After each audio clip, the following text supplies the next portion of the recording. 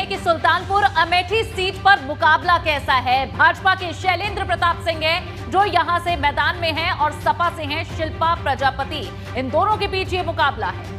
बिल्कुल, इन दोनों के बीच एक कांटे का मुकाबला देखने को मिल रहा है। भारतीय जनता पार्टी के हैं शैलेंद्र प्रताप सिंह और शिल्पा प्रजापति हैं समाजवादी पार्टी की। एक तरफ भारतीय जनता पार्टी की कोशिश है कि अमेठी की इस एमएलसी सीट को जीत सके, तो वहीं समाजवादी पार्टी भी अपनी साइकिल को दौड़ाना चाहती है।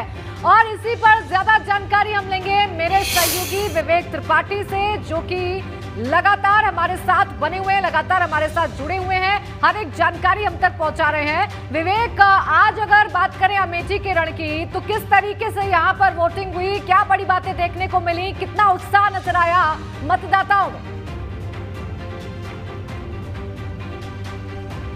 देखिए, सबसे बड़ी बात जो देखने को मिली है वो है सांसद का इस एमएलसी के चुनाव में वोट डालना। पिछले कई बार से एमएलसी का जब भी चुनाव हो रहा है, कांग्रेस का गढ़ रहा है अमेठी, यहाँ से राहुल गांधी सांसद रहे हैं, लेकिन उन्होंने कभी वोट नहीं डाला। खासकर इस बार जब पिछली बार जब 2019 के चुनाव हुए थे तो स्मृति ईरानी ने जीत हासिल की थी भारतीय जनता पार्टी से, और वो सांसद अब अमेठी के सांसद वो हैं। उन्होंने आते ही सबसे पहली बात यही कही कि पहली बार उन्होंने यानी अमेठी में किसी सांसद ने वोट डाला है एमएलसी के चुनाव में, इसके पहले कभी वोट नहीं पड़े।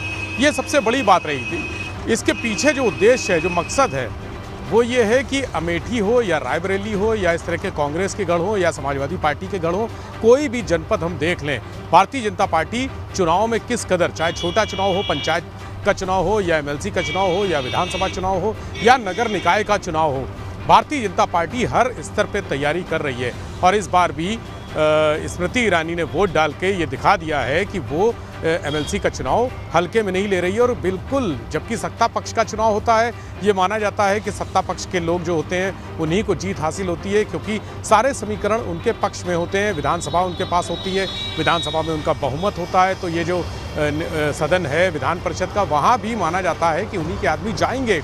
ऐसी जो वोटर होते हैं वो भी कन्वर्ट हो जाते हैं। वो अगर समाजवादी पार्टी के वोटर होते हैं तो देखते हैं कि सत्ता किसकी है, बहुत सारे वोटर कन्वर्ट हो जाते हैं, दूसरी पार्टी की तरफ चले जाते हैं। अमेठी में भी यही स्थिति नजर आ रही है। भारतीय जनता पार्टी की मजबूत स्थिति बनी हुई, जो कभी कांग्रेस का गढ़ हुआ करता था, वहां पर आज कांग्रेस लड़ाई में नहीं है, समाजवादी पार्टी और भारतीय जनता पार्टी ही लड़ाई में है। इसी वजह से ये जो सीट है वो बहुत खास है और इस पर सभी की निगाहें बनी हुई हैं, और इसीलिए इस मतदान को लेकर लगातार तमाम जो राजनीतिक दल हैं वो अपने अपने दावे कर रहे हैं।